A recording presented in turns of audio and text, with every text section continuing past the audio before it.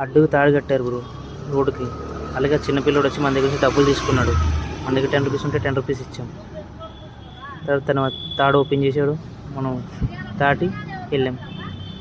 అతడు toll gate పెట్టినట్టు పెట్టారు బ్రో. ఎవరిని ఎంట్రీ అవ్వట్లేదు, డబ్బులు కడితేనే ఎంట్రీ ఉంటుంది. 10 రూపీస్ తీసుకున్నాం. ఇప్పుడే ఫామ్ హౌస్ దగ్గరికి వచ్చాం బ్రో. గేట్ నెంబర్ 3 అని ఉంది, విల్లా అని రాస్తుంది. సార్ వస్తారని ఫోన్ చేసాం మనం. సార్ వస్తా అన్నారు బయటికి. వెయిట్ చేస్తాం గేట్ బయట. ఆ కార్కి ఇవ్వడానికి మనం 60 కిలోమీటర్స్ వెళ్ళాం బ్రో. మనకి 800 రూపీస్ వచ్చినాయి ఊబర్లో. బిగ్గెస్ట్ ఆర్డర్ అది.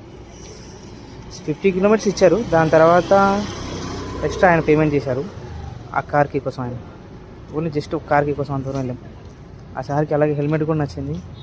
థ్యాంక్ యూ చెప్పారు మనకి కార్కి తీసుకొచ్చి ఇచ్చినందుకు. ఎందుకంటే అది మన ఊబర్కి లొకేషన్లో అవతల ఉంది, ఒక 10 కిలోమీటర్స్ ఎక్స్ట్రా. దానికి ఆయన ఎక్స్ట్రా పే చేశారు మనకి 200 రూపీస్.